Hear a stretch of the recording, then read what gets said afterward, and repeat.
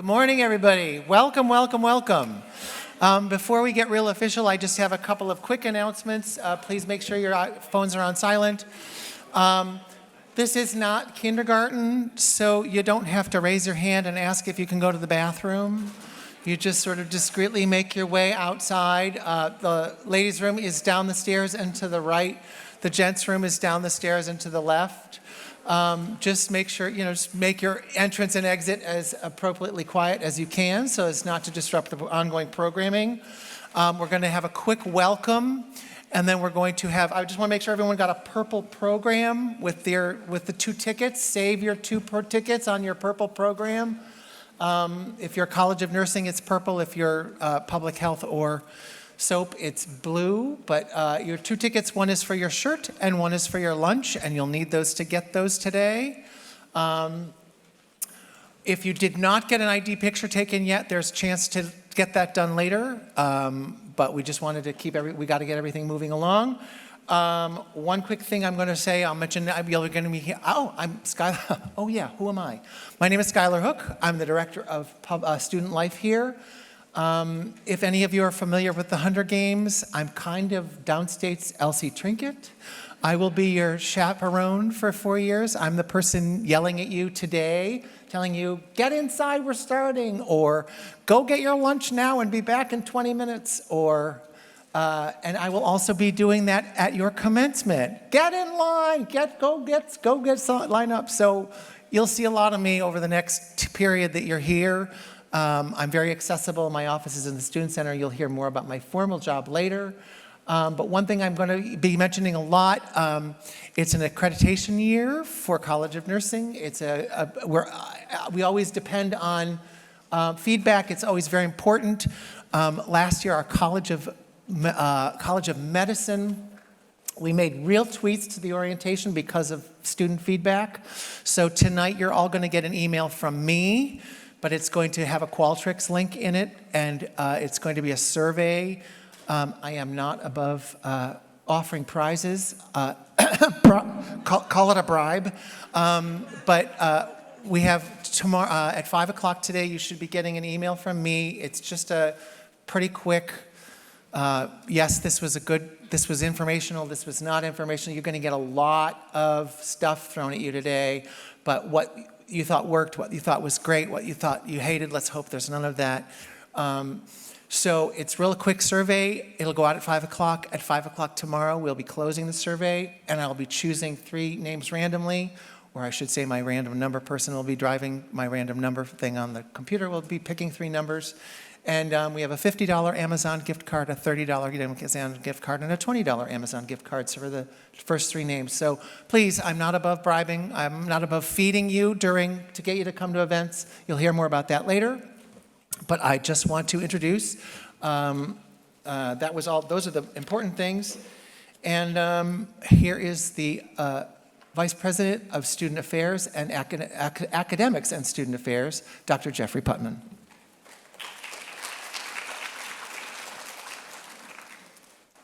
Thank you, Skylar. Good morning, everyone.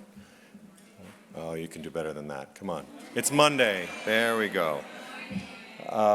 On behalf of our president, Wayne J. Riley, who you will hear from at some point soon, I wanted to welcome you to Downstate, and I also wanted to start off by saying thank you for choosing Downstate. I don't want to sound like an airline, but we know you have many choices, right? But we do thank you and appreciate you choosing Downstate to continue your education. And as Skylar said, he and I are the ones on the stage, getting you on and off the stage at commencement at the end, and we're the ones who start you off at the beginning. So it's an honor to be in those positions with you. But on behalf of all of us, all the faculty and staff of the College of Nursing and of SUNY Downstate, I wanted to welcome you to Downstate, and we look forward to your successful completion of your academic program. So without further ado, I wanted to introduce the Associate Dean from the College of Nursing, Dr. Marie-Claire Roberts.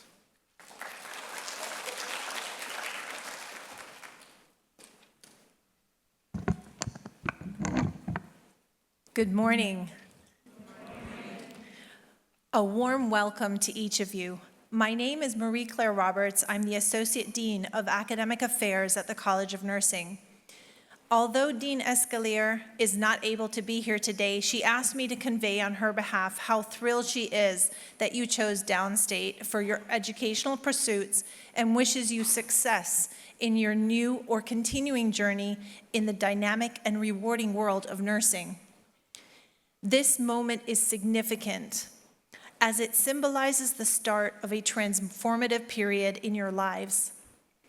As you step into your nursing program, you are embarking on a path that not only promises personal growth and academic excellence, but also represents a remarkable opportunity to make a profound impact on the lives of individuals, families, and communities. Nursing is a noble profession, one that demands compassion, dedication, and an unwavering commitment to the well-being of others. And you have chosen to embrace this calling. Throughout your time here, you will gain not only the knowledge and technical skills necessary for this field, but also the values that underpin exceptional patient care. Our faculty, who are not just educators, but also experienced practitioners, are here to guide and mentor you. They will challenge you, inspire you, and empower you to reach your full potential. The challenges you will face may seem daunting at times, but each obstacle is an opportunity for growth, and every setback is a chance to learn. Remember, as you progress through your program, you are not alone. You are part of a community that extends beyond the walls of our institution. Your fellow students, faculty, and the larger nursing community are all here to support you. Embrace collaboration, open dialogue, and a spirit of continuous improvement. These attributes will not only serve you well in your academic journey, but also lay the foundation of your future practice as compassionate and competent healthcare professionals. I encourage you to embrace and embroach this experience with an open heart and a curious mind. Embrace the challenges, cherish the triumphs, and always strive for excellence. Your dedication to your studies and to the nursing profession will undoubtedly shape the lives of countless individuals, and we cannot wait to witness the impact you will have. Once again, welcome. We are thrilled to have you join our community, and we eagerly anticipate the great accomplishments you will achieve during your time here and beyond. Thank you.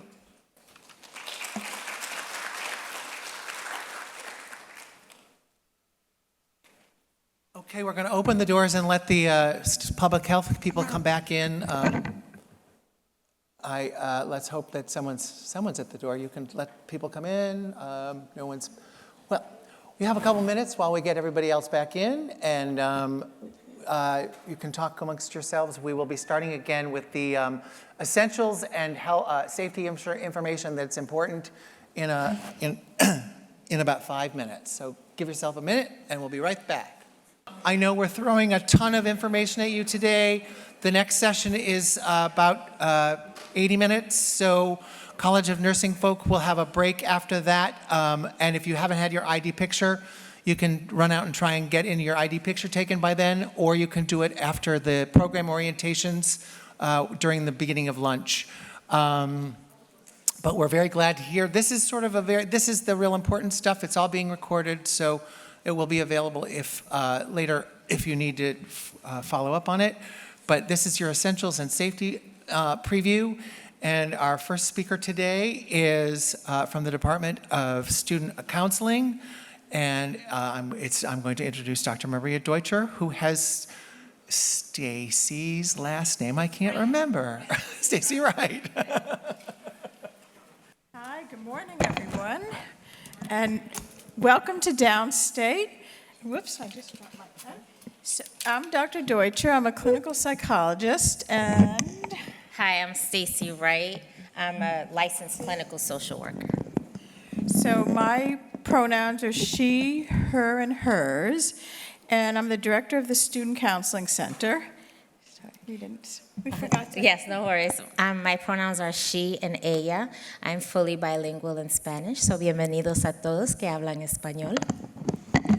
So our presentation, sorry for all that, is going to be a little different because we're one of the few things that you're not obligated to do. So our goal is really to tell you about the counseling service and what we provide, and hopefully people will feel, get some more information and come see us when they're in need of some support or some help. So we are, for people that have been on campus before, we're located at 440 Lenox Road, which is the same building as Student Health. And we're just around the corner on the other side.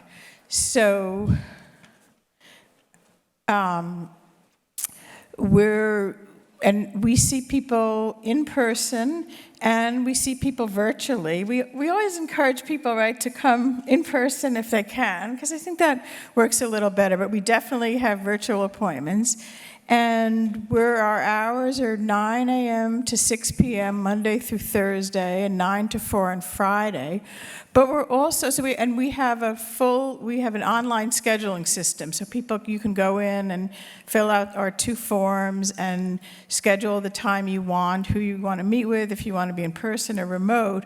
But we know that sometimes people have their school schedule or clinic time, or they're working, family obligations. So we are available sometimes outside of those hours if you email us. So we really try and be as flexible as possible because we know that most of you have really busy schedules. So that's our goal. And the counseling center it's completely free of charge. There's no cost. We do not bill your insurance. And most of all, it's completely confidential. So how often are we asked, even though we tell people, what happens when people come in? I always ask who can see the information on their session, and no one can. Right. So even though we share the Medicat portal with Student Health, there's an absolute firewall. So we're the only people that can see any of the counseling records, can see who came in, and no, it's not connected to academics, it's not connected to anything. So I think that's just important to know that if you come in, we're the only ones that see that. And we also have, we work with a program at SUNY Upstate, which is out of Syracuse. It's kind of like our sister institution in SUNY, and they have CBT, which is cognitive behavioral therapy. They provide that remotely, and it's often very helpful with anxiety, with helping people, test-related anxiety just in general and different things. And they have been providing our medication management. If someone needs an assessment for psychiatric medication or is already on medicine and needs to have someone continue to prescribe that, they're available for that. But we're just on the verge. I keep debating, should we say this or not, but it's going to happen. We're going to have our own psychiatric provider for the counseling center soon. So that's going to be great because there's no wait for that person for people to be seen. And he's a downstate grad. So he definitely knows downstate well. So, all right, do you want to talk? I think I hear about that. So we provide short-term counseling. Right now, there's not a set limit on your number of visits, but during periods where we are really busy, we can we have to sort of limit sessions to about 8 for the academic year. But right now, there's no limit, and but if you need additional support, or you want help finding a therapist that, matches some different identities that you would like present in a therapist, we have built a short list of community resources that are nearby. And what's great about our approach is that Dr. Deutscher and we actually call these places to make sure that they answer the phone and that they have availability. There's also, sometimes students need additional needs for substance use or other challenges that they just need, a longer-term care or a higher level of care. So we have a resource list, and we also have a relationship with SUNY Upstate, which is also free, where you can get cognitive behavioral therapy, CBT. You can see a psychiatrist there as well for medication management and so forth. So just to think about why students come for counseling, and I think that a lot of things, or maybe half of the people we see are school-related. So it's like transition to graduate medical education, or balancing your classes and your school responsibilities with maybe family, work, different responsibilities that people have. And sometimes it's, people are just feeling overwhelmed and sort of come to us and we can talk about how to balance things more. And we've heard over the years just so many people struggle with imposter syndrome. And I think people that have that feeling kind of think like they're the only one, like everyone else thinks they fit in and they're doing great, and they're the one that feel that they're not, somehow they're the imposter. And I think we're, trying to help people feel that students are struggling with similar things. So, and for sometimes it's people wondering if they made the right decision coming back to school, or being in graduate medical education, and just all the time pressure. So a lot of things around those issues related to school, but also people come for more personal things, just that are not particularly related to school, maybe relationship issues or conflict in their family, their living situation. Some things we cannot provide concrete help with, but just maybe some ideas and some place to discuss things. People have struggles with housing or food insecurity, financial issues, and just kind of what our goal is really to provide as much support as we can, and just provide really a safe space to come in and speak about things. And sometimes it's also people, the people around you there's been a shift, like you've been out of school a few years, and the people around you aren't really understanding all of your new responsibilities related to school. So sort of helping people, maybe how do you integrate that, or how do you talk to people?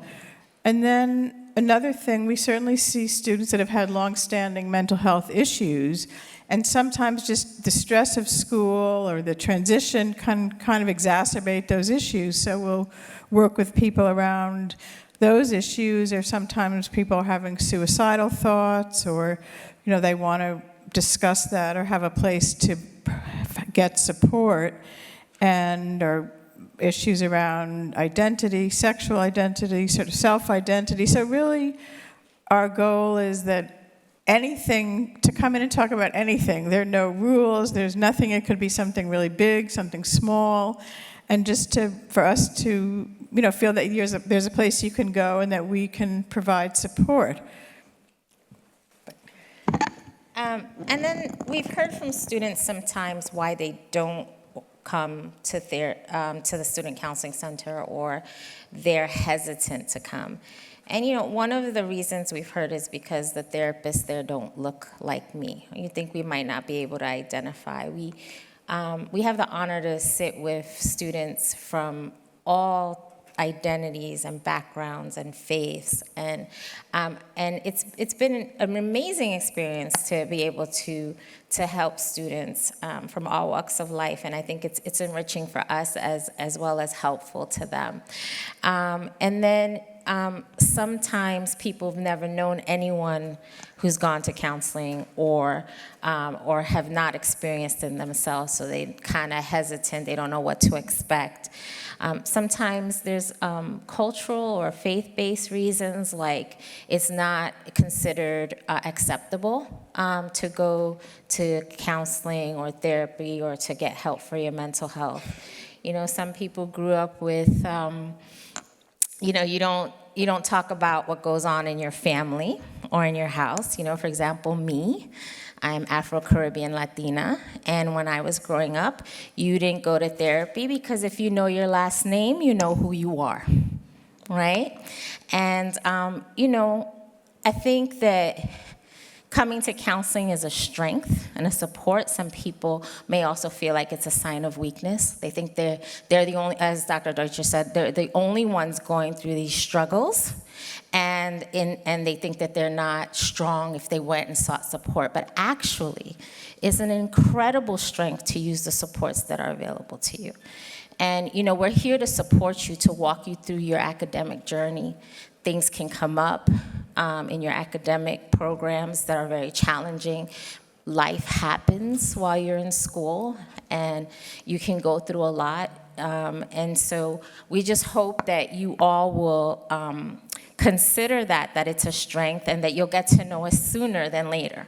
So as Dr. Deutscher said, our door is open. You can come meet with us for any reason at all, even just to get to know us and what we offer. Because sometimes it just helps, even if you never visit us again, to know that you have a place that you can go and talk to us and sort process your problems or your challenges. We also might have resources that you need that you don't know about. Okay, so please consider us as part of your support network here, and come sooner than later.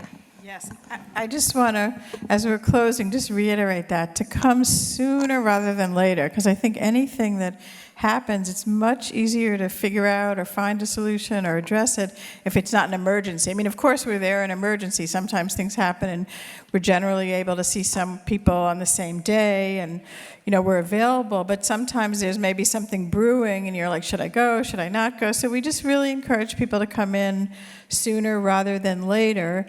And just I don't know if people are aware, I think it's been a year or two in existence, that there's a new a mental health crisis hotline, which is 988, which for mental health emergencies, replaced 911.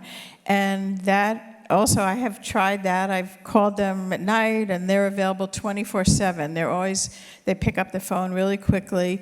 So you're freaking out about an exam, 2 in the morning, and you want to talk to someone. That's a good resource. It doesn't have to be an absolute crisis. And there's also a crisis text line that we can send out. So really, our takeaway is, just don't be strangers. And before we finish this, are there any questions? Does anyone have any questions about the counseling center? No, I don't think so. Okay. All right. So thank you. And the next person coming to speak to you is Dr. Mona Pervelu-Liss, who's the director of the Student Health Center. And she's going to give you an overview of her services.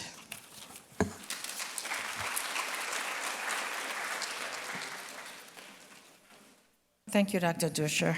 Welcome, everyone. I hope that, okay. Welcome. You are a great institution, and you're going to learn a lot. There's going to be a lot to be learned and lots of experience. You're going to have a good time, and you will soon be able to walk through those doors on the stage on your way. But for the time being, okay, so let's talk about student health. I know all of you, each and every one of you has at least seen my name on the forms.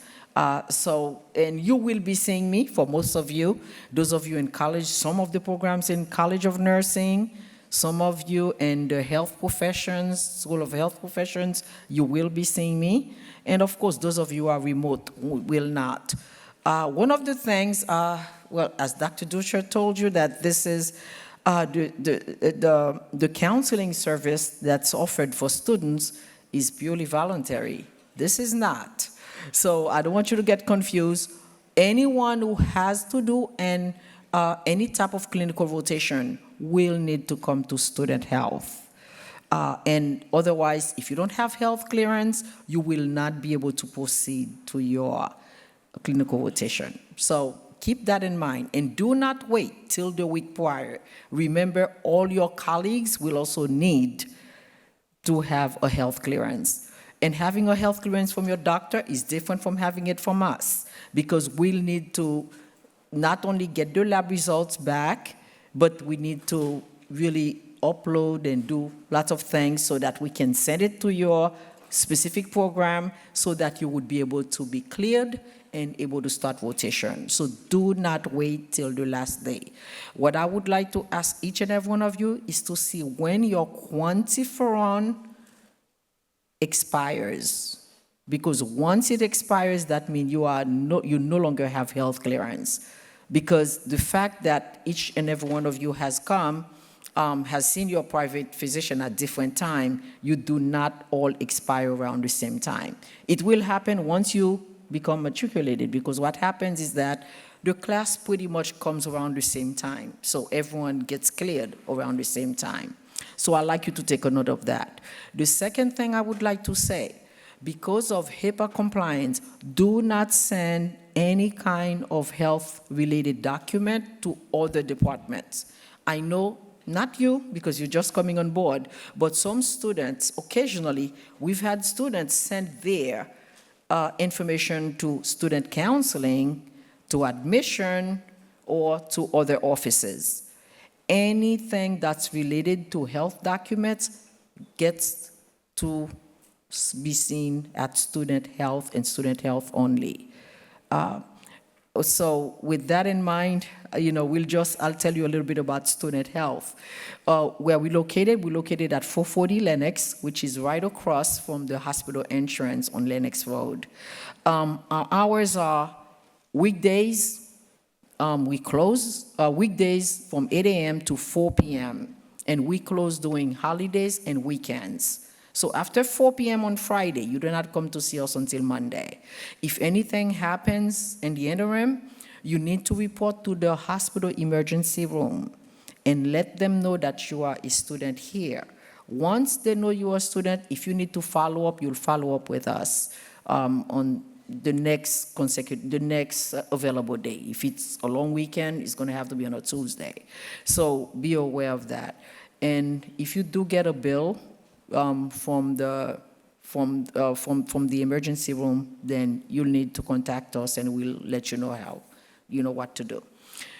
So that's for hours. And injuries also may occur on campus. Now, even if you're not in a clinical rotation, you may think, it doesn't have to be a needle stick. Somebody may just slip and fall, something. So you get some type of an injury.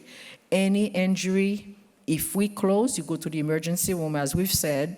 If it's during weekdays, then you come to us. But if you go to the emergency room first, you need to come to student health anyway at the next available time that you're able to come. The reason being, we need to document this, and we need to let the program leadership, your program leadership, know of the incident, because you may have to take time off or whatever the issue may be. No matter what, you need to come to student health and get it documented. Now, let's talk a little bit about our staffing. We have one NP, and of course, there's help for other, in case there's too many people who need to be seen at the same time. We have one operations administrator. There's also one student coordinator, and we intend to have more staff into place, but again, that would be down the line. Services that we offer, we don't just do health clearances. We pretty much become your primary care physician, your primary care facility during your stay here at our institution. So everything is free of charge, and again, as the student counseling director mentioned, although we have the same EHR, the same health record, we have different portals. So they do not talk to each other. There's no kind of relationship. I don't know what's in their portal, and they do not know what goes on in student health. So you need to be reminded of that. And everything is free of charge. If you need to be seen for a cough or something like some minor infections, whatever it is, or you need a referral to a specialist, you come to us, because we become your primary care physician. The other thing also we'd like you to know is that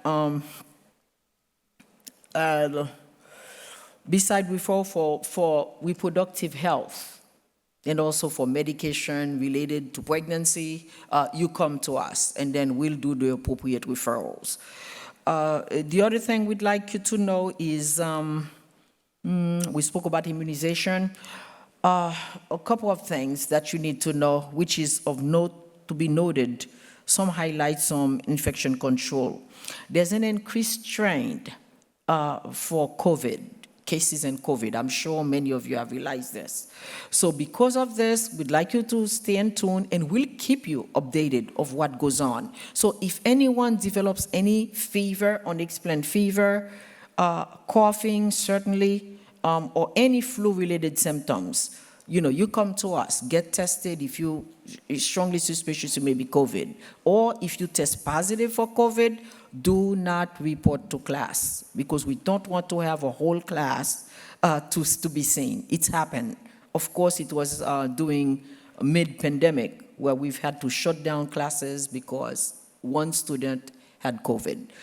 So if you don't feel well, there is a 5-day isolation period, and then we'll give you the return to class notice. So this way you present that to your professor, and in the interim, you will not lose classes. We do have a remote learning a process, so you have to let us know. We let student affairs, we inform student affairs, and you'll be able to access the remote learning. So everything would be in place. And I know that I would say the majority of you didn't have the flu vaccine, but we offered the flu vaccine because it was too late for many of you to have access to it. But we do offer the flu vaccine at the hospital free of charge. We will have a 3-day health fair that's held annually. You will know, we will let you know, and when it's available. It's also, the flu vaccine is also available at Student Health free of charge, or if you choose to go to your local pharmacy. But if you go this route, you have to make sure that we get the documentation, because you will not be able to get health clearance for your next rotation if we do not have your flu vaccination. Anyone who's allergic to the vaccine, you need to let us know in advance, so we know you're allergic, and it has to be documented by your physician. Not to say, my mom says when I was a child, I was allergic. We need to have the documentation. So pretty much that would be it. We're going to look at a video to show you the importance of immunization. One last thing, we know there's monkeypox. I'm sure you also know monkeypox on the horizon. So be careful with people who have skin lesions. There's monkeypox, there's also RSV, so we have lots of viruses to be careful for. So universal precaution is always best. Now the video.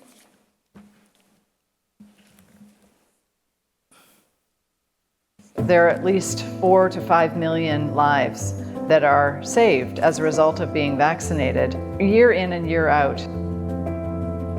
Immunization is one of the most effective, most impactful health interventions in all of human history, and I'd love to tell you why that is and about it.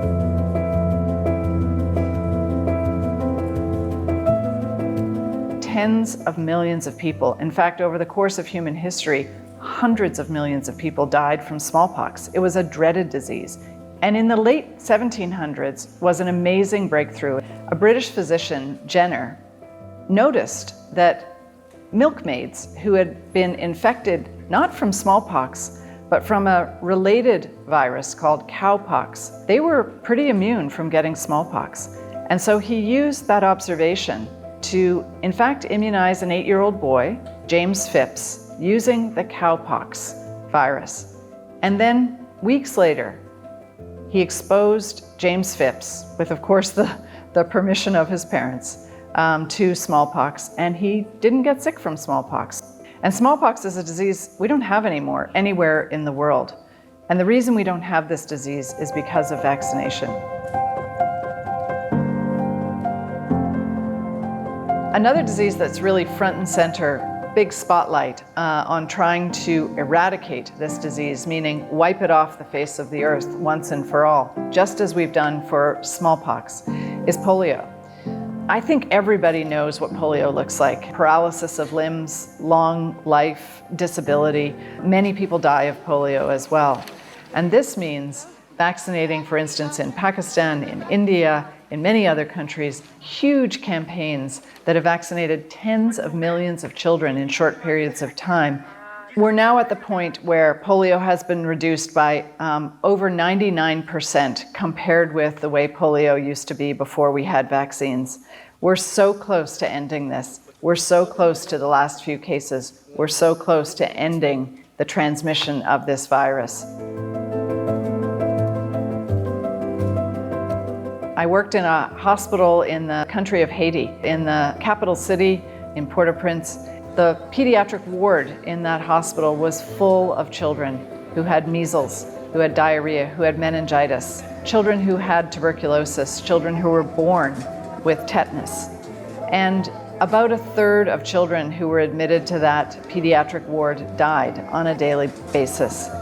And so many of the illnesses that children came in with were illnesses that were completely preventable with vaccination. It was a really important period for me in my training, in my life, to decide to really devote my career to making sure that vaccines were not only developed for diseases for which we didn't have them yet, but also, perhaps more importantly, that the vaccines that we already have are completely accessible, completely available, completely safe and effective for people in every part of the world, no matter what community you're born in. So we've all been living through what has been an enormously difficult couple of years, this pandemic, COVID-19. And one of the things that the world over, I think everybody knows, is the incredible development in rapid time, in frankly unprecedented time, of vaccines that prevent COVID disease. They work against infection and transmission as well. One of the ways that vaccines have gotten into every country around the world is through the COVAX facility.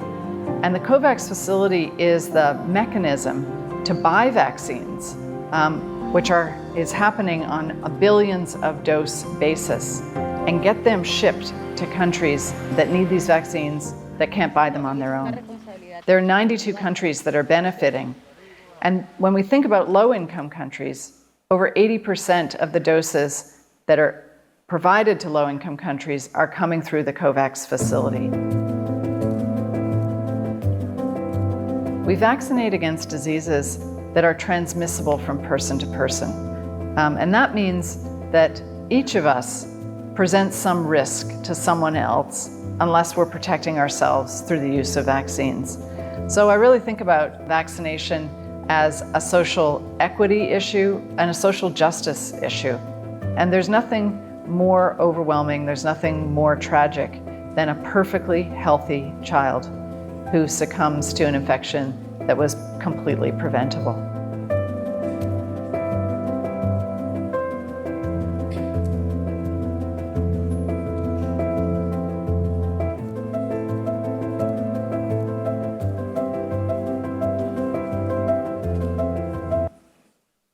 Okay, that's from CDC, and it's one of the things we're required to show you. So it's actually really well done and so important to everyone in the medical industry.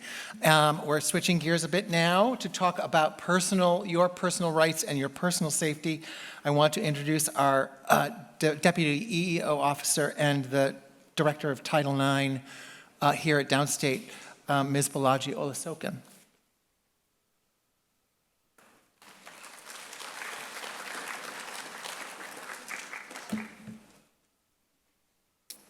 Good morning, everyone. I am Balaji Olusokan. I am the Title IX Director, as well as the Chief Diversity Officer here at Downstate. So I know we're kind of running behind, so I'm going to do this as quickly as possible. If there's any questions regarding any of the slides here, you can contact my office. We have our number and email below. But before I start, I do want to let you know that per New York State law, it's requirement that everyone on Downstate's campus be trained on sexual misconduct prevention training. So sometime following your orientation period, you will get an email from either my office or the Office of Student Affairs with the training. Please complete the training as soon as possible, because this is something that we will need to document and monitor your compliance or Downstate's compliance with this state requirement. Our office is charged with several things, and that includes investigating complaints of or incidents of discrimination, sexual misconduct, equal employment, or equal educational opportunity-related retaliation under several federal, state, and several federal and state laws, including Title 6, 7, 9, the New York State Law 129B, which is also known as the Enough is Enough law, as well as the Americans with Disability Act and other hosts of federal and state laws. We also prepare and file affirmative action plans with external agencies, as well as respond to compliance reviews of our EO programs from state and federal agencies, as well as our compliance with other obligations, such as the sexual harassment prevention training. So again, key, respond to the training and complete it as soon as possible. In terms of Title IX, our policies have been updated effective August 1st, and you can find the policies on the policy page on the Student Affairs website.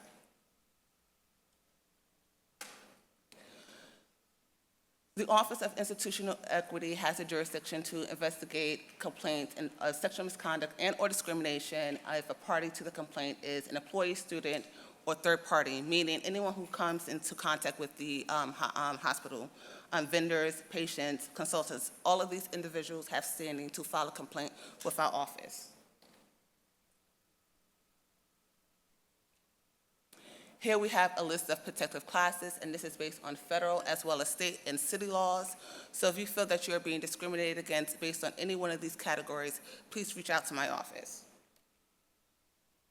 In terms of discrimination complaints, there are two forms of discrimination. The first is tangible employment or educational action, and this is any adverse action taken based on a person's protective class or classes. So for you as students, if you feel that you're being discriminated against and harassed because in terms of your grading, academic assignments, or student assignments, anything here, please reach out to our office. The second form of discrimination is the hostile work and academic environment, and this is when you're subjected to harassment or poor treatment based on your protective class. So this could be being subjected to derogatory comments in terms, jokes, gestures, emails, use of racial epithets and slurs in the classroom or outside of the classroom at Downstate. So if you have witnessed and or being subjected to such harassment, please reach out to my office, because Downstate takes these behaviors seriously, and we would like to be able to address them as quickly and swiftly as possible. Here, gender identity is protected under state law. So I'm going to skip to the second bullet point. So if a student, employee, or patient notifies Downstate that that individual identifies as a gender that differs from a previous representation or records, Downstate must treat that individual accordingly. So for example, today you meet me and I say my name is Bladra Lasogan, I identify as female, my pronouns are she and her, and later you meet me again and I say, actually my preferred pronouns are he and him, and my preferred name is Brandon.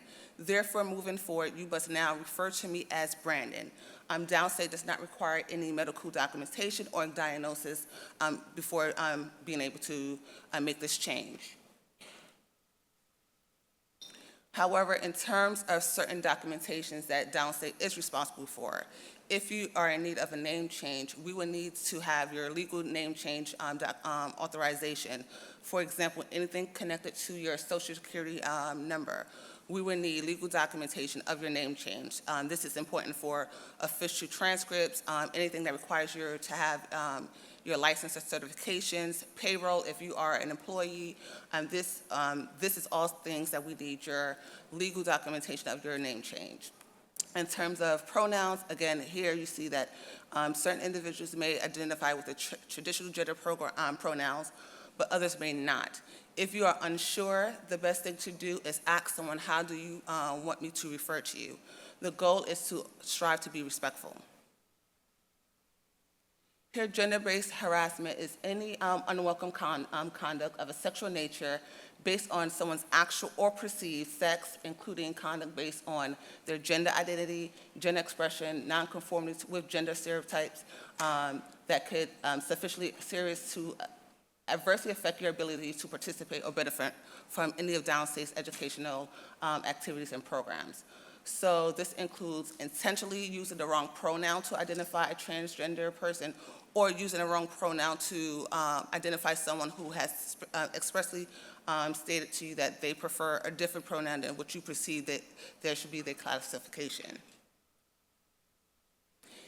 Here, sexual harassment is similar to discrimination in that it comes in two forms. The first is quid pro quo, and this is when any submission to sexual demands is made implicitly or explicitly a term or conditions of someone's employment or educational experience. For example, whether or not you are receiving a positive grade or advancing in your program is conditioned on whether you engage in a sexual relationship or engage in any form of sexual activities.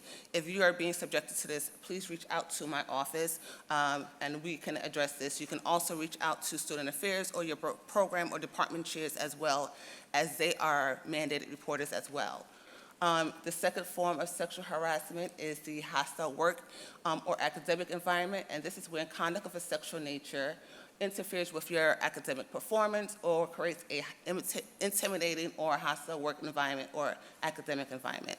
So this means you're being subjected to unwanted touching, petting, grabbing, displays of sexual materials, whether it's in picture form, emails, or video, being subjected to sexual jokes or innuendos, sexually charged conversations, including those that are graphic or sexually containing sexually suggestive comments or discussions about sexual activities, requests for repeated dates, whether this occurs in person or electronically or via any social media platforms.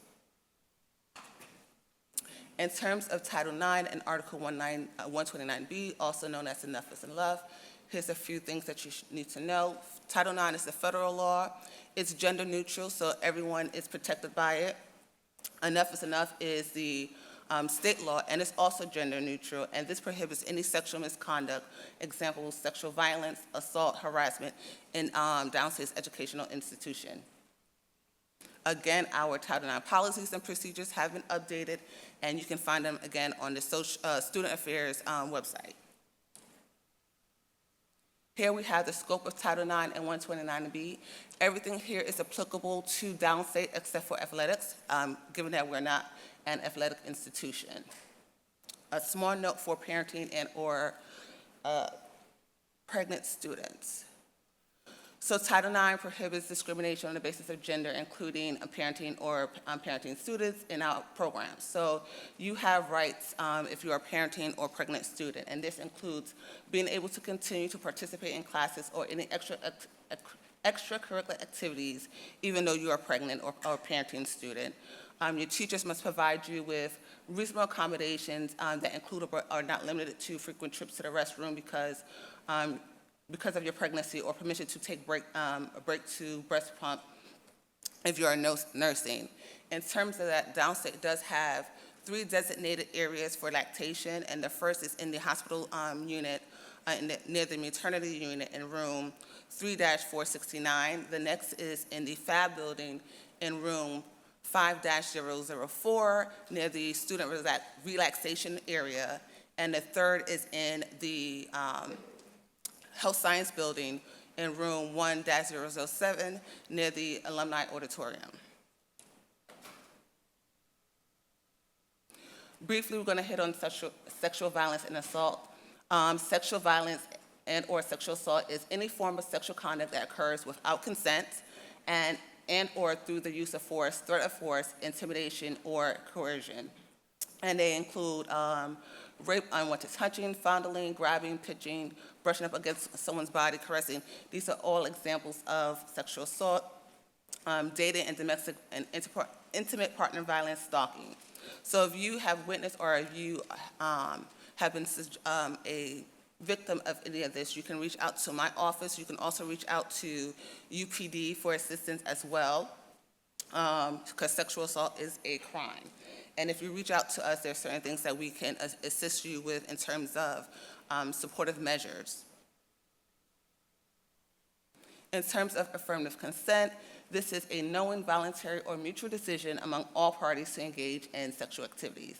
Consent can be withdrawn at any time, and it can be given by words or actions as long as the words or actions create a clear permission that, regarding willingness to engage in the sexual activity or activities. Here we have a list of the SUNY Sexual Assault and Violence resources. You can go to their website for additional information. And in terms of on campus, here are the resources that you can find here. Downstate, our Human Resources Department, my office, the Title IX office, again, University Police, Campus Safety, the Disability Services Counseling, and off campus, we have local and national resources. If you contact my office, we can assist you with locating the most appropriate one for yourself.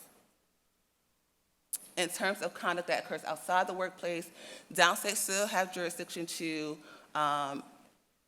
investigate discrimination or sexual harassment that occurred off-site if there's a sufficient nexus to the work or educational setting.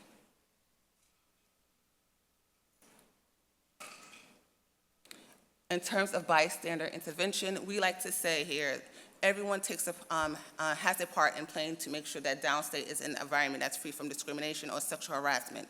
So if you see something like you see on the signs on the public transportation, say something. So it could be contacting your department chair, student affairs, UPD, or my office.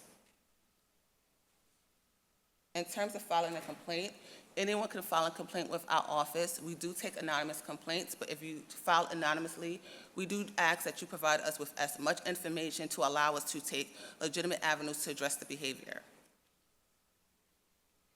You can file a report orally or in writing. Writing is preferred. However, you can also call our direct line, which is 718-270-1738. For student complaints, if you report anything to a faculty member, they are all mandated reporters, so they will have to forward that to my office. Here we have the list of mandated employees, and these are the individuals who are required to report any incidents of discrimination or sexual harassment or violence to my office.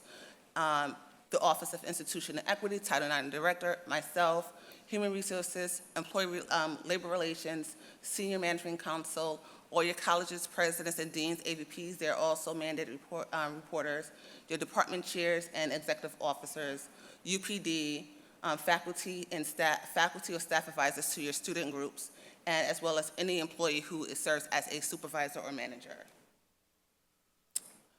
However, there are certain individuals on campus who can maintain confidentiality, and these are individuals who work in student counseling services, student or employee health services, employee assistant program staff, as well as campus clergy and chaplain. So you heard earlier from student counseling services. So if you report anything to them, they're not obligated to report it to my office. However, if later on you change your mind and you would like for Downstate to look into the matter, you would either have to give them express written consent to relay that matter to my office, or you would have to contact my office directly to file a complaint. In terms of retaliation, Downstate does have a policy against retaliation for either filing a discrimination complaint or participating in an investigation for which we're investigating. So if you feel that you have been subjected to retaliation because you participated in an EEO or discrimination complaint or sexual harassment complaint, or whether you have filed one with my office, please reach out to us and we'll take a look into that. In terms of our investigations, there are two determinations that the office can make: unsubstantiated and substantiated. With both, you'll receive a written letter with regard to the findings. If the complaint is substantiated, we will notify the Student Affairs Office, and we will discuss with them the appropriate disciplinary or corrective action. And here's a possible list of any disciplinary action for having violated any of our policies. For students, this could be probation, suspension, expulsion, removal from your extracurricular activities, or a ban from campus. If you are in the role of an employee, as some of you may be at some point, it could be reprimand, suspension, or the termination of your employment. So in terms of speaking with our office, it's recommended that whether you are the complainant, respondent, or witness, that you refrain from discussing the details of the interview with other employees or students. We ask this to maintain the integrity of the investigation, but also to remove the possibility of tampering with our investigation. Because if you have been found to be have tampered with the investigation, you could be subject to any disciplinary action. In terms of confidentiality considerations, again, these are not absolute. I know I mentioned that there's a few individuals who can maintain confidence. However, if there's an overall threat to the campus safety, they may have to report that to certain individuals. In terms of false complaints, if an individual is found to have made a false or malicious complaint, that individual could be subject to disciplinary action. And just because something is unsubstantiated does not mean that it's false. Again, where can you file an allegation of sexual harassment, discrimination, or sexual assault? My office, the Office of Institutional Equity, UPD, your Office of Academic and Student Affairs. We can also assist you with filing formal complaints with NYPD as well, if you wish. Again, here's the list of mandatory and confidential resources on campus. And that concludes my presentation. Welcome to Downstate. Again, you will receive information with regards to the sexual harassment prevention training. Once you receive that, please complete it as soon as possible. Thank you.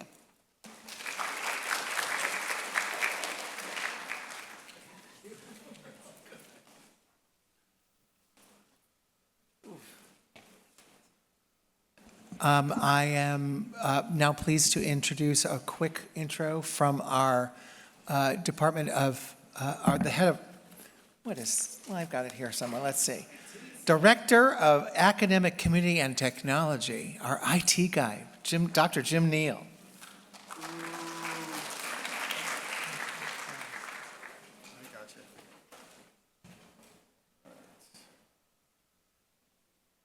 My name is Dr. Jim Neal, Director of the Office of Academic Computing and Tech, and on behalf of myself and my merry band of elves, we'd like to welcome you, and we're glad you're here. It may not feel like it sometimes with IT, but yes, we are glad you're here, right? We have to fight it, wrestle it to the ground. All right, if you only remember one thing from what I'm about to say, how do you get help? Right? That's all you really need to grab a hold of at this point in time. How do you get help? We have a ticketing system. You send an email to help@downstate.edu, help@downstate.edu. It creates a ticket instantly.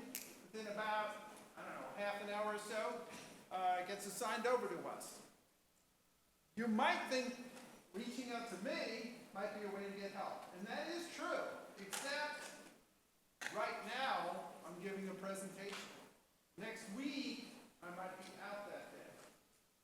But if you create a ticket, anybody and everybody who's available will see it at the same time. Never mind.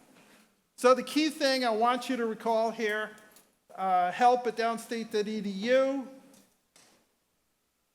Maybe there are answers already in the knowledge-based link at our services page. I'm actually going to be sending you a little brief addendum about this stuff. Okay. Brightspace is the campus learning management system. What if you need help at night? You do work on weekends. We're not here, but they are. SUNY is. We pay good money. The SUNY Online Help Desk is available nights, weekends. You can call them live, talk to a person. They also have a ticketing system. Sometimes we can open things on your behalf. You're having an exam, you're taking it remotely at home, all of a sudden, something goes kablooey. Relax, we got you covered. There's a live exam hotline. The phone number is actually listed in a help box that's on the Brightspace homepage. You go ahead and call that number, it actually rings across all our phones and all our computers, so somebody can pick up and help you. Student orientation and information course. I nagged you a little bit this weekend. Hey, go in, do a couple of tasks, but also there's some other stuff in there. There's a loaner laptop request form. You're like, hey, dude, my thing's in the shop. We got you covered. You can drop by, take out a laptop for a couple of months while your thing's getting repaired. We also have the Respondus Lockdown Browser, secure software for taking exams. You go there, you download it, you put it on your computer, and you take a practice test. Your NetID account is the one ring to rule them all. You log into this, that, and the other thing, it all checks against your NetID account. Your account has your email address, it has your first name, your last name, it has this wacky NetID number, right? All these are attributes of that account, and the different systems are all going to use that information. Some will use your email address as a login name. Others will use your NetID as your login name. Your password has to be changed every 180 days. We get about 40% of our tickets from people who clicked on, hey, keep me logged in, puts a little cookie in, and they get to coast for a while after their password's expired. And then suddenly they try to log into a system that doesn't use single sign-on. Doesn't work for you. So keep that in mind. You actually will get reminders sent to you in your email account as the time approaches. Two-step authentication, we want to keep you safe. So you need to set up two-step authentication, easy peasy lemon squeezy. Go into your email with a web browser, not by setting it up on your phone first. Go use a web browser. Log into email, very first thing that nags you, hey, gonna need you to put in some additional information, your cell phone, and then presto, two-step authentication. You could also use the Microsoft Authenticator. I prefer it. We have instructions in the knowledge base. You'll be able to go there and watch the step-by-step instructions in order to set that up. It's also very useful if you're traveling, right, and you don't have a great internet connection that's working live. There's actually a 6-digit code that changes every 30 seconds. So you'll be able to use that in order to log in. When is email not just email, it's a Microsoft O365 account. Congratulations, you've got Word, PowerPoint, Teams. You can download and install Office onto up to 5 of your devices. It's great stuff.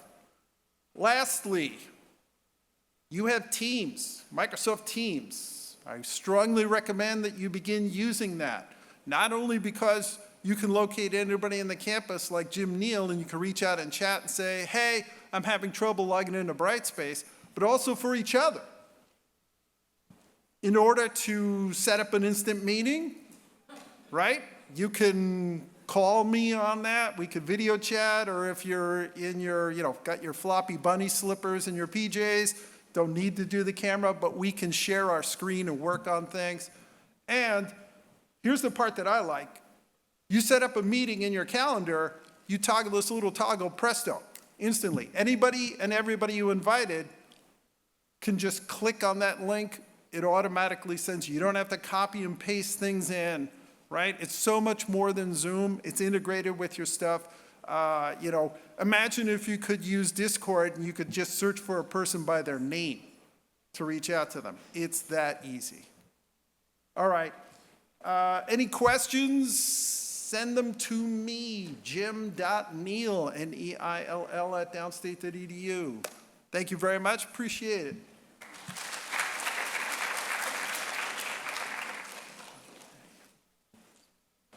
And don't forget to log out.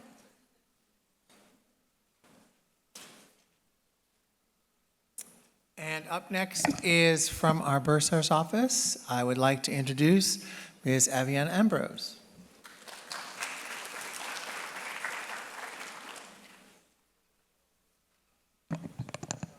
Good morning, and welcome to SUNY Downstate Health Sciences University.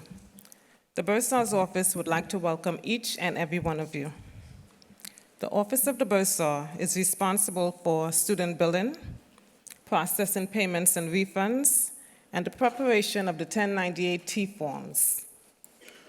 Your tuition bill will be available to you electronically each semester. Each student, once you are registered for classes, will receive an email that their e-bill is ready to be viewed.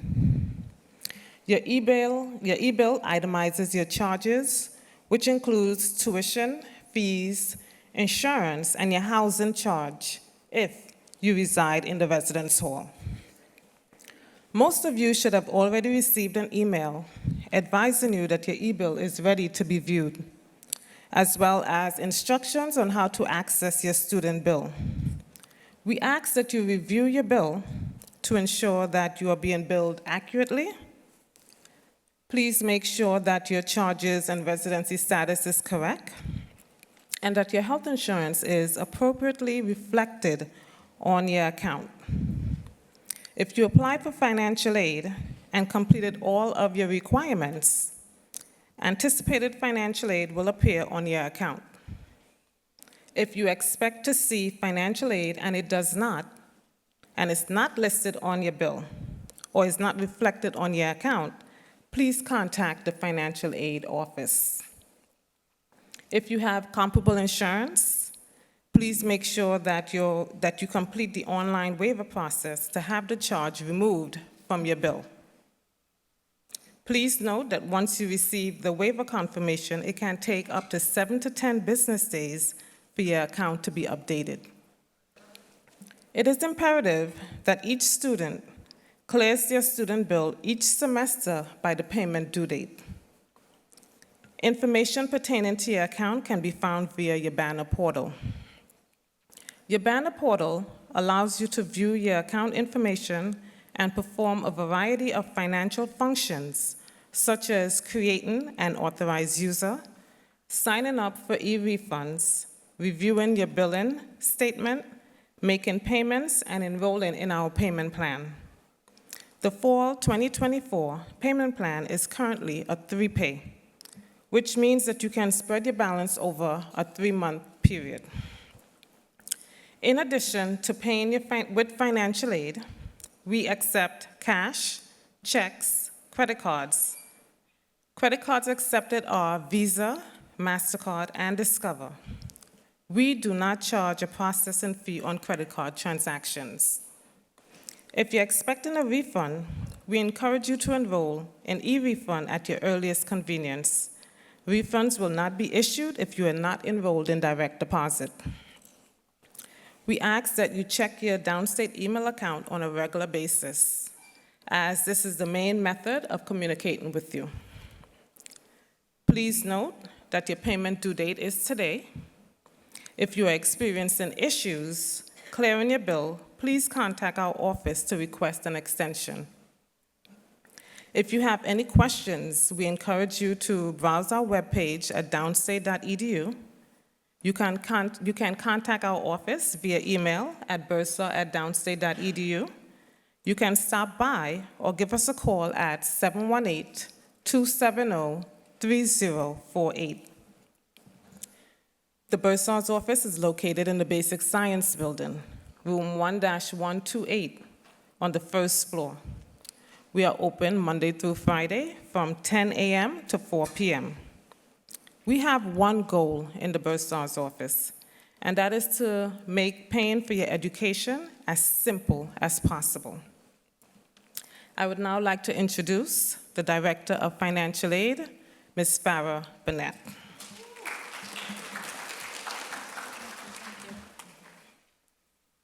Hi, good morning, everyone. It's good morning still.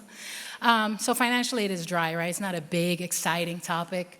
So I'm going to try and make it as lively as possible. Not really, I don't think in 20 years I've been able to do that. But I'm going to try and make it where it's as effective as possible for you, and that you're making the best financial decisions that you need to in order to get your degree. By now, most of you, we took a look at your the incoming class starting today. Most of you have filed a FAFSA. If FAFSA is something that you utilize when you need it. A lot of you are living at home still, and if you don't have to take out loans, don't do it. But the FAFSA is there, it's open for you up until April next year.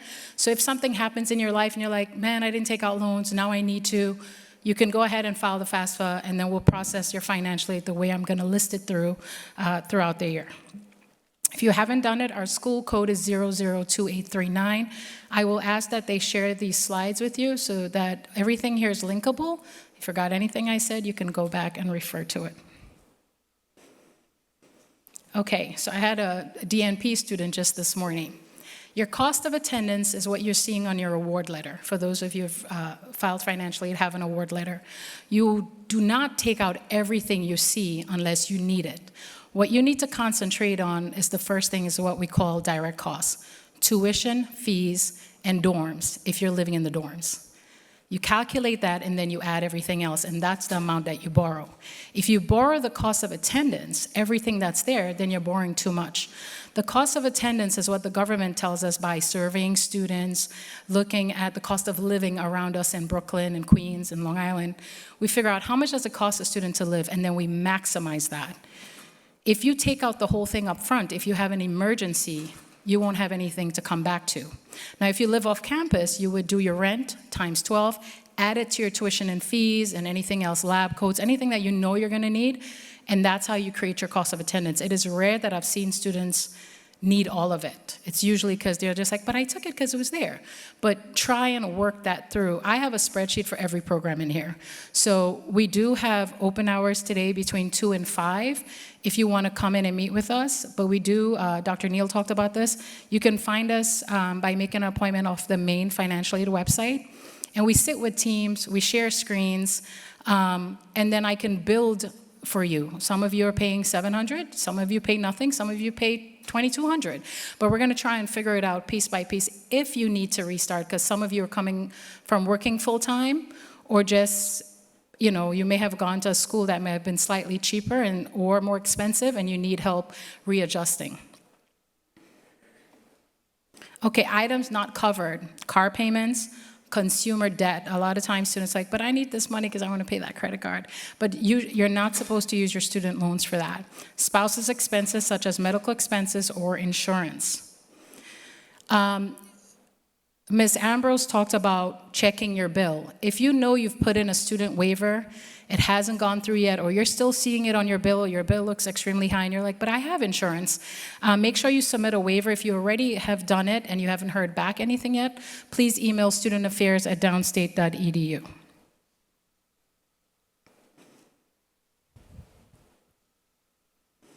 Okay, hold on. Scholarship opportunities, I'm a big believer in, I'm always digging, looking for money. I don't know if it's a Brooklyn thing, but it's just me, I'm always looking. So my advice to you is to spend some time, we have something called Scholarship Universe. You can just put it in the search bar. You can look for outside scholarship opportunities. Please, when you see an email from financial aid, I don't spam you. If you see it, it's probably worth for you to open it, because any scholarship opportunities that fall into my lap, I do send it out to you, and I usually send it by group. If it's for nursing students, if it's School of Health Professional students, I will send it individually with everything that's listed. I am going to dig through that scholarship for you to make sure you're not wasting your time. Because you're busy studying. So make sure that you spend some time looking for outside scholarships. One of the things that I teach the medical students also is that you want to take your essay that you've applied to the school and you tweak it. You create 2 versions. You create a need version, depending on your background. You create a merit one. Community service, I was head of my sorority, I did this, I did that. The reason why you create and you put it down, because you're going to tweak that. You're going to get busy. Some of you are going to go into clinicals. You have other things going on. But if a scholarship presents itself, you don't want to be so busy you can't stop. Tweak that essay and send it out. So if you prepare yourself ahead of time and put it in a file called scholarships, you'll always be prepared to go after outside money. Okay, we do offer, and I mentioned this at the beginning, debt management and financial literacy. When I say debt management, it is just so that you make sound decisions. So I won't want to offend anyone, but if you come into my office and I see you max that cost of attendance, I'm going to say, hey, let's talk about this budget. You know, is this everything you really need? Did you think it over? Is there anything that we can do to shrink this budget alone? Because I've been there, I've done it, but I would like us to make not ramen noodle decisions, but I don't want you to leave here and say, but nobody told me, I took all of this out, now I'm in debt, you know, $200,000, how did this happen? And yes, it can happen, but we're gonna, if you're having trouble, I do see students, because that's my niche prior to here, if you have credit card debt or something, and you're feeling overwhelmed, you can come in and see me and we'll help you work through that so that you can concentrate on, again, what's important, which is getting your education. All right, so SUNY does offer, I have to show this, online resources if you would like to, little mini modules on handling your money and tips on how to do that. This is very important. Ms. Ambrose was up here, we have to pay the bursar. So in order to be on time for today, and some of you are sitting here because I heard someone whisper, you may not be on time, and that's okay. But what you can do is reach out to financial aid if you're behind at all, and let's try and get you caught up. What was suggested is, of course, we're going to email the bursar, we're going to ask for an extension, and then financial aid will work with you to try and get you caught up to where you need to be so that you can go ahead and pay your bill. You always want to file the FAFSA. We all know the FAFSA was a mess. It was a hot mess. It's going to be a hot mess probably for the next year.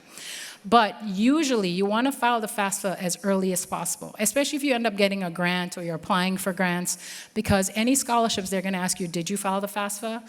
Even if sometimes they don't even look at it, they ask for it. So make sure that you do that type. Be aware of when your bills are due. So if it's the middle of summer and you're starting school in the fall and you're like, did I file the FAFSA?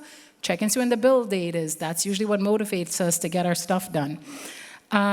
If you're sitting here and you're like, you know what?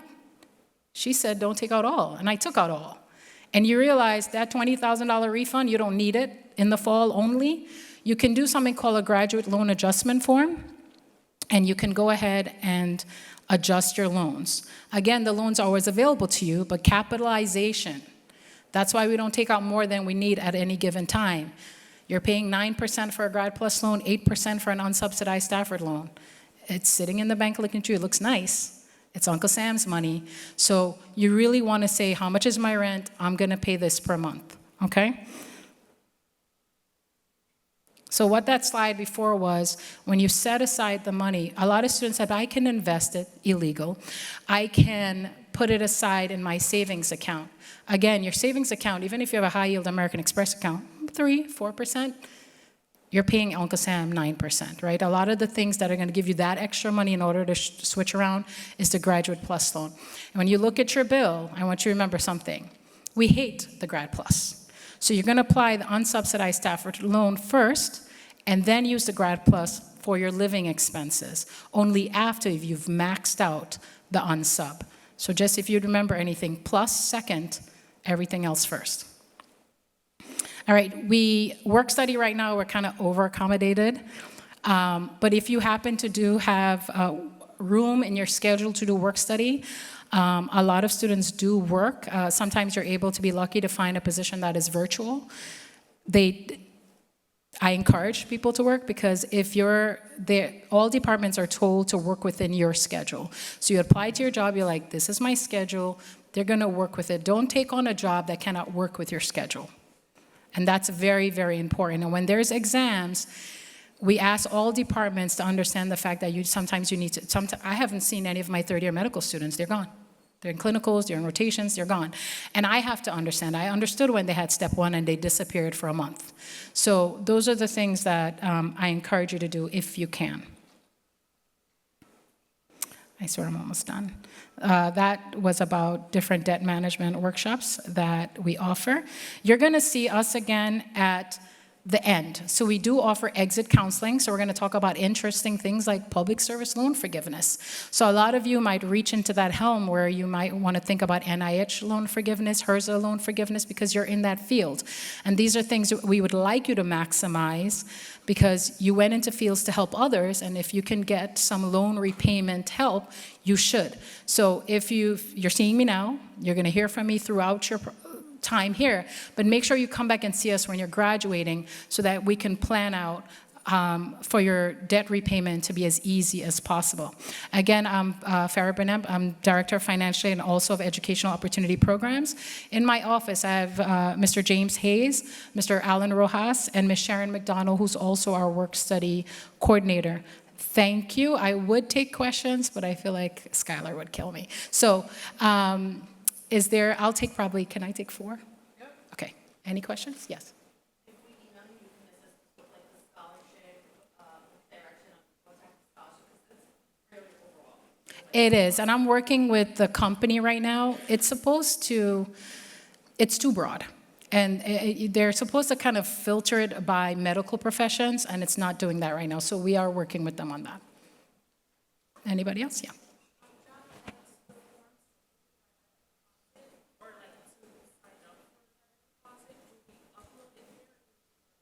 You'd send it to Ms. Sharon McDonald, because she has to send it to HR with your I-9, okay? So again, we're available to you 2 to 4 today. I like to stay later, so if any of you come at 4:30, of course I'll see you. Okay, so thank you so much and welcome to SUNY Downstate. We are running a little behind, so I promise we'll make it up to you, so just sit tight. The financial aid office is in the same place as the Office of Student Affairs. If you were walking down the long hall that you were where the ID pictures were and the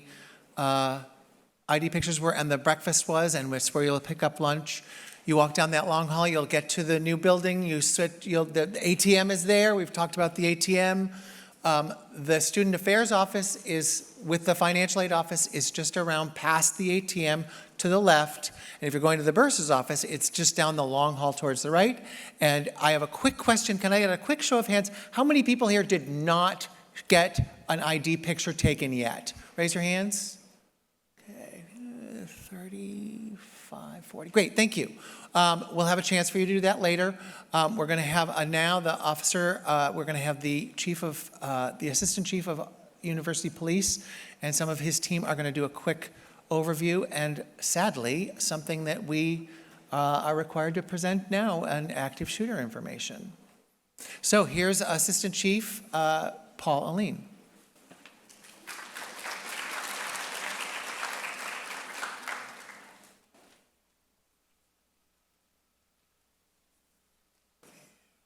Hey, good afternoon. I'll try to make this quick. Good afternoon. As Skylar said, my name is Paul Aline. I'm the Assistant Chief for University Police. On behalf of the UPD staff, I would like to welcome you to SUNY Downstate Health Sciences University. Our primary objective here at Downstate is maintaining the safety and security of the entire Downstate campus, the surrounding streets, parking lots, transportation facilities, and all ancillary locations. The University Police Department consists of police officers, police investigators, and security staff, a transportation department, and a parking office. Our department consists of approximately 90 dedicated professionals. Security staff are assigned to the entrances. You've noticed them as you enter the buildings this morning. Police officers will patrol the campus buildings and the surrounding streets. It is mandatory that you show those ID cards that you received today as you enter the buildings. It's for your safety. So as you walk by the officer, please show them your ID cards. Another thing that's new here on campus, as you've seen, we have the evolved weapon detection systems at our entrances. You're required to use the system or walk through the system as you enter the campus buildings.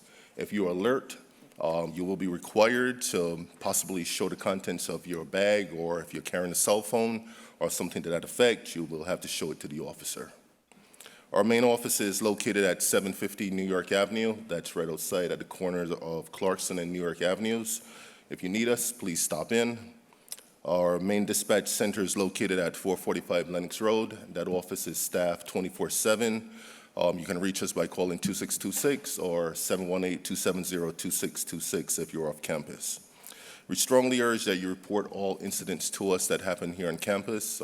We will dispatch an officer to assist you and provide any additional assistance that you may need. Shuttle service is available to you here on campus Mondays through Fridays from 5 a.m. to 2 p.m. You can request the service at that time. It's on demand by calling 2626. From 2 p.m. to 2:30 a.m., it runs on 15-minute intervals, leaving 445 and 395 Lennox Roads and 450 and 470 Clarkson Avenues. Shuttle service will take you to the local transportation hubs and our parking lots here on campus. I strongly urge that you take the shuttle service as it provides a safe conduit to and from the campus locations. If you need transportation at any other time, may it be weekends or holidays, please call us at 2626. Explain your request to our dispatcher, and we will try our best to accommodate that request. If you have parking needs, please call our parking manager, Ms. Tara Beckley. You can reach her by calling extension 3163 or 270-3163 if you're off campus. She'll assist you with your parking needs. As a reminder, you share some of the responsibilities for your personal safety and the safety of your personal belongings. Crime here on campus is extremely low, but we do have what we consider crimes of opportunity. You leave a cell phone or anything laying around for a period of time, it may or may not be there when you return. So please safeguard your personal belongings. Be aware of your surroundings, use common sense. As I noted, we do patrol the streets outside. We also work in conjunction with our local precincts, the 6-7 and the 7-1, to keep you safe while you're on the streets outside also. Cell phones are somewhat distracting. Strongly recommend you use them sparingly while you're on the streets. Once again, we're here to help keep you safe. Hope your stay with us is a safe and enjoyable experience. Once again, welcome to SUNY Downstate. Any quick questions that you may have? That's great, I love that. Lieutenant Furtado and Officer Keys will give you a quick overview with regards to active shooter. Thank you.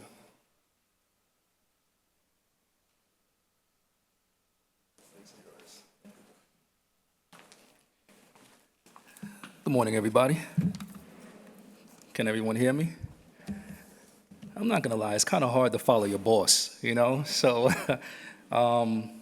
first and foremost, I'm normally used to pacing back and forth, but we have such a large crowd, I'm just gonna try to stay stationary. If at any given point in time I step away from the microphone and you can't hear me, just raise your hand, okay, and I'll come back over.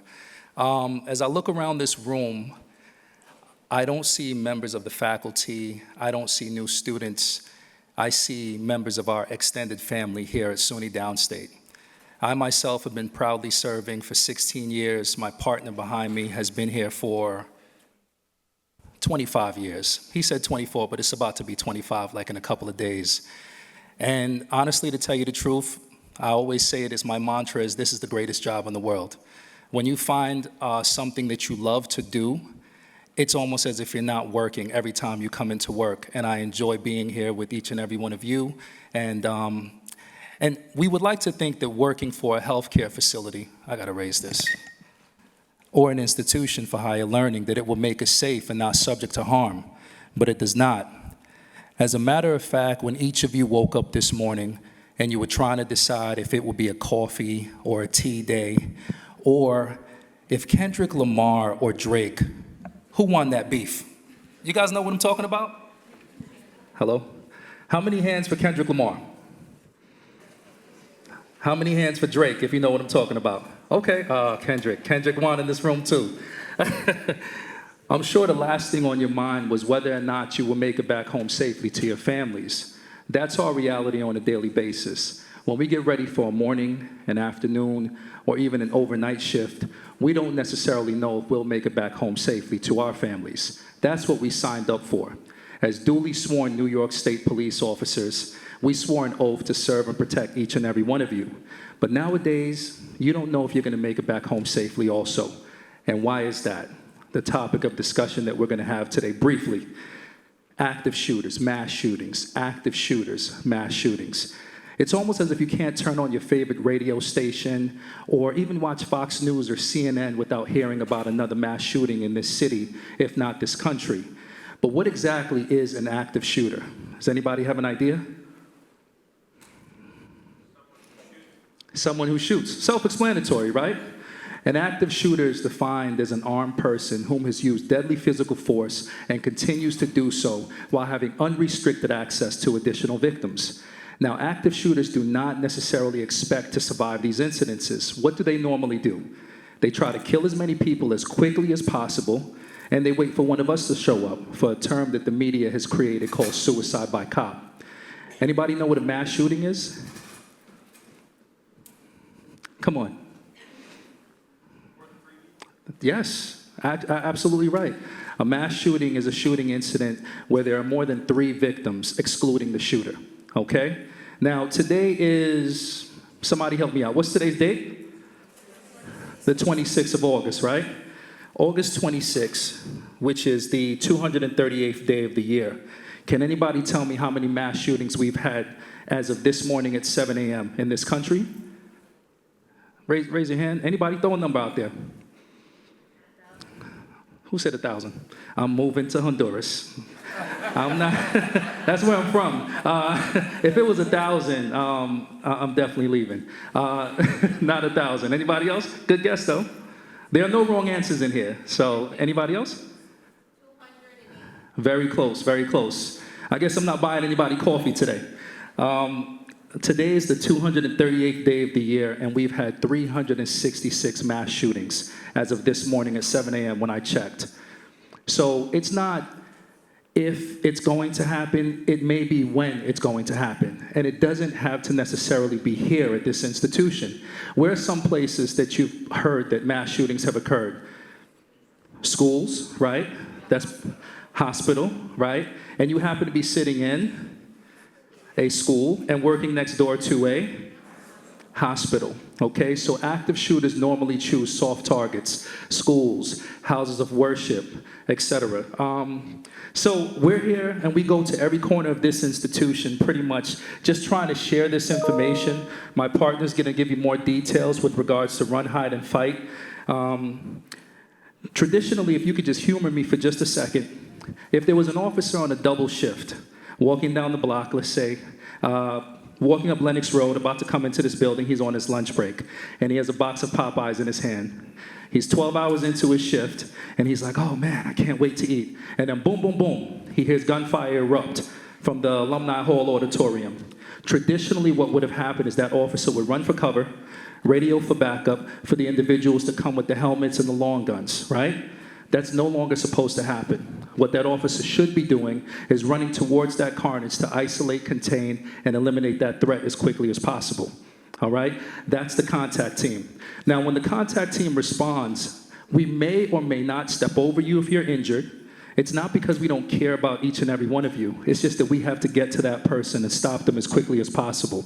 Shortly after, the rescue team will follow, and that may or may not consist of additional law enforcement professionals, including some of the medical staff that we have here at SUNY Downstate. Now, before I pass the torch to my friend, during the COVID-19 pandemic, I've seen some things that I never thought that I would experience, from us blocking off the East 34th Street between Lenox and Linden because we had to put trailers out there for bodies. I met some brave souls at this institution, doctors, nurses, clerks, housekeeping, EKG techs, and members of our department as well. And I'll be honest, I want you guys to give yourselves a round of applause because each and every one of you are tomorrow's heroes. So before I pass it over to my partner, just give yourself a round of applause for choosing your careers. I sincerely appreciate each and every one of you. Thank you. How's everybody doing? Y'all still good? Good. All the Kendrick Lamar people, I'm down with y'all.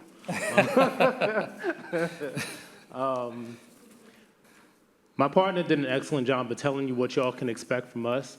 My portion of this is telling you what you can expect, what we expect from you all. Years ago, we used to have over these same red fire alarm boxes, something called a fire what? fire drill, right? Okay, and how that worked was if something happened or transpired, those boxes activate and let you know it's time to evacuate the building. You all don't have to wait for us to evacuate. This concept of run, hide, and fight is in no sequential order, okay? So it doesn't mean because they said run, that you run first. It doesn't mean that then they said hide, that you go and you do something like this. And you're like, I'm safe. I'm at the base, right? It's not like freeze tag or anything like that, right? Or fight, because it's gonna depend on the situation that's at hand, right? Now, remember they talked about using your cell phone sparingly? The reality of this is that the sparingly part of your cell phone is that you wanna put it on silent, you wanna turn the backlight off, you wanna remain as calm as possible. And I know this sounds crazy as hell, because you're like, no, what I just heard was bang, bang, bang, right? That's what you heard, right? And I'm telling you, remain calm, because you're supposed to already be desensitized to all of these things already, right? No? Yeah? Maybe. All right. Our goal here is to make sure that you can understand that you can actually survive these instances. And that's just by doing a few little things, right? Once you hear something, if you see something or hear something, what are you gonna do? I can't hear y'all. Thank you. Really? They told me they fed y'all this morning. They didn't feed, Skylar, what's wrong? I'm gonna have to talk to you later. You're gonna say something. So over those same PA boxes, that system that you see, the speakers, as well as that red fire alarm box, you're gonna hear in plain, simple English that this situation is an active shooter condition. It's transpiring, let's say, for example, over by our office area. I'm not even gonna pick some place that you all are at. 750 Clarkson, New York Avenue, and it's therefore at the corner of Clarkson and New York Avenue, right? What do you have a chance to do if y'all were right here in the auditorium? Huh? Yeah, egress, which is what? You said what? Leave. Yeah, that's still egress, that's still run. Run out of the door and get out of here. Don't wait. You don't have to wait for our specific, yes, you may now leave the building, okay? Get out and get as far away as possible, okay? Do not go in the direction of where this location is. Go the opposite direction. If you're gonna hide, because let's say some of you, like in the College of Medicine class, they had a student, he couldn't get around so good. But let's say that you can't run as fast as everybody else. You might wanna do the shelter in place or hide thing, okay? But then you still wanna kinda leave your phone on. You wanna alert somebody, yeah, hey, I'm at this location, okay? Fight. When I say fight, you wanna fight with everything that's in you that you possibly can. Ladies, gentlemen, if you have your attaché cases, your book bags, you know, your purses, they got the purse with the little bag that's not the other main bag, but they got the bricks and everything else inside of it. Y'all know what I'm talking about, right? All right, my mom used to carry those bags, so trust me, I know about them real well. You knew not to go in it, and you knew whatever you needed, from a stick of gum to a bag of dynamite, it was inside the bag, right? So you want to be able to do just that. You want to get your belongings. You want to now, sometimes, let's say if you're going to run, leave some of this heavy stuff. If you have on hard-toed shoes, the red bottoms, or, you know, whatever, the church shoes that we used to call them when I was younger, you have those on, take them off, because they're only going to reveal your situation, okay? They're going to say, yeah, I'm right here. But over those same PA systems, you want to tell people, this active shooter, if you saw them,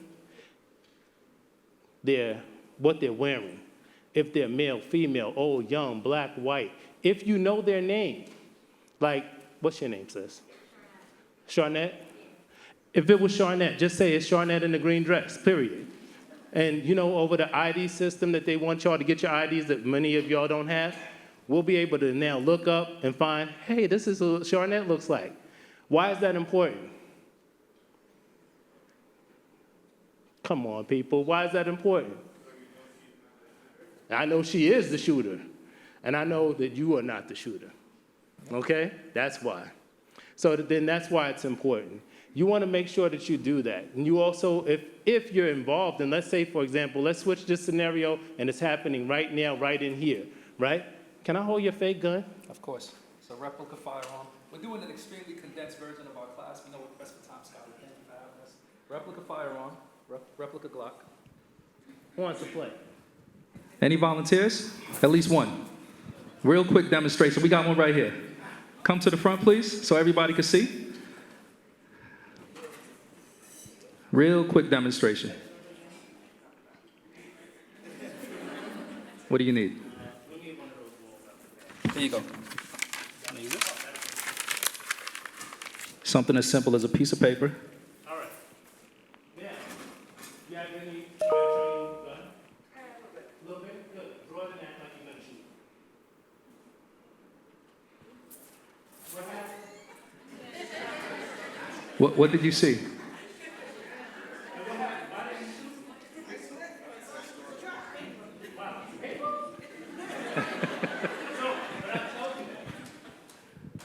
Thank you.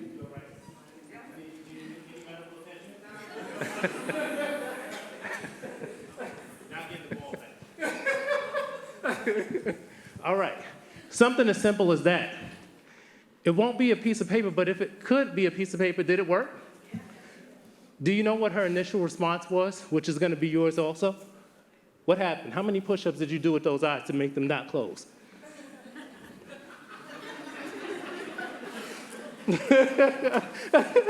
So the whole point is that you can't. Your eye's only reaction when something is coming at it is to do this.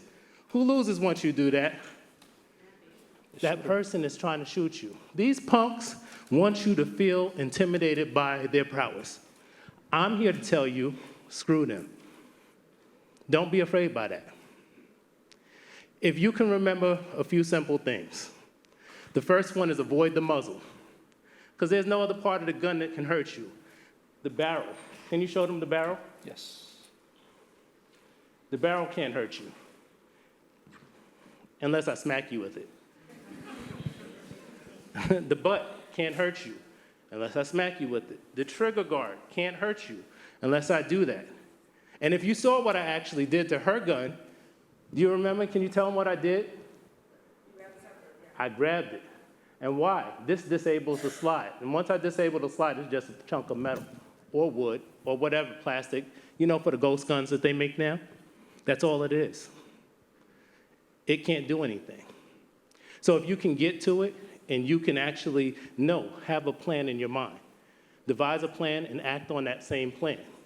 Once you avoid this muzzle, and that was why I threw the paper, so now it did serve as a distraction, and now it gave me the opportunity to do what I wanted to do. But guess what? Should I have been doing that alone by myself, or should all of you been taking part and taking place in making sure that that happened? You want to work as a team. Invariably, you also want to not just merely work as a team, but you also want, thank you, sir. You want to avoid the muzzle. You want to affect 3 things on a person. Any of y'all do martial arts, boxing, etc., mixed martial arts, anything? What are the 3 things that all physical disciplines know? What do you do to your opponent? What do you affect on them to gain the upper hand? What do you get?